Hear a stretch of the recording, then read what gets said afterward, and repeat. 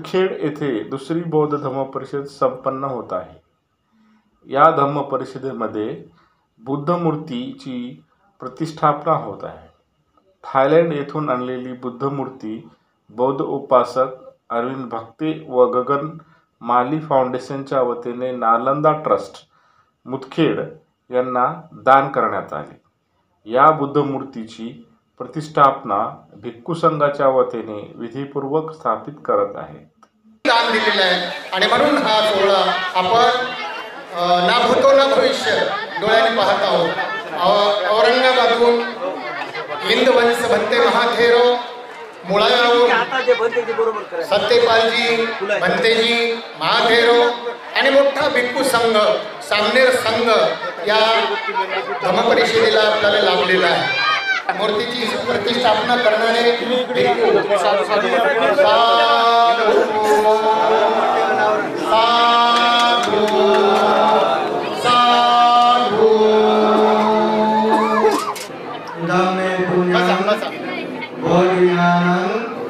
लाभाय संवकर्तुं इदं बुद्धबिम्बं देवमनुष्यैः पूजयितुम् इमस्मिन् विहारे पतितापेमः।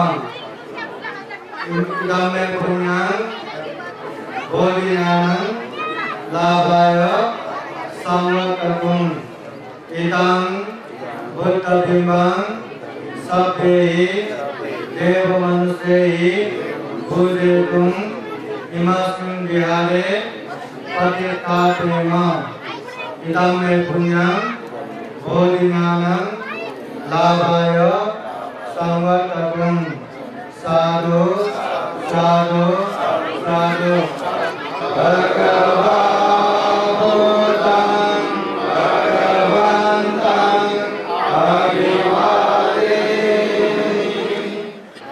दान स्वीकार करावा।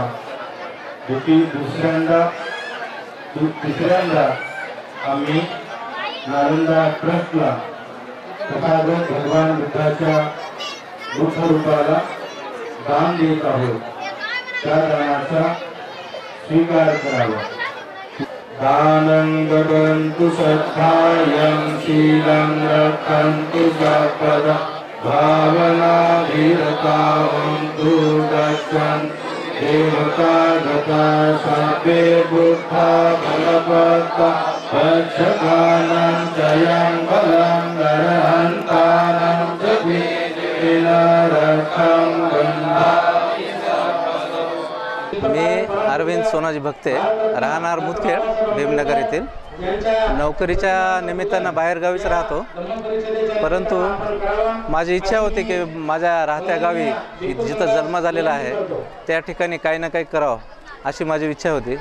त्यानुसार माझे मित्र कंपनी सुनील चौदंते, देवराव चौदंते, सूर्यकांत सर या सगळ्याच्या विचार घेऊन मला असं वाटलं की बाबा एखादी मूर्ती दिली म्हणजे आणखी धार्मिक गोष्टीसाठी वाढ होईल या दृष्टीनं प्रयत्न केला।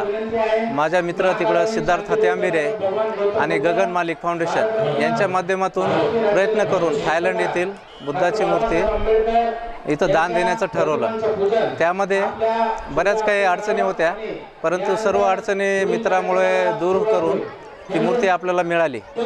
ती मी इथं सर्व नालंदा ट्रस्टला दान करण्यासाठी म्हणून पाठवून दिले होते आणि त्यांना आज रोजी दान करण्यात आले।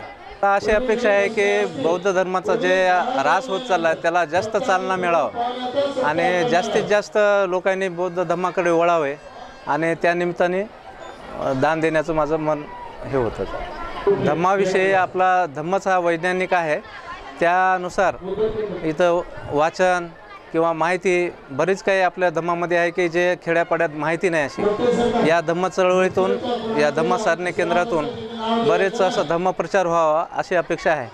उच्च शिक्षित विद्यार्थी घडले तर आपला धम्मसुद्धा वाढेल आणि त्या दृष्टीनं जास्त आपलं हे होऊन जाईल, धम्माचा प्रचारसुद्धा होईल आणि शिक्षण शिकल्याशिवाय या गोष्टी करता येणार नाही। त्यामुळे या परिसरात येऊन बसतील तर धम्मप्रचार शिक्षणाला सुद्धा चालना चांगली मिळेल।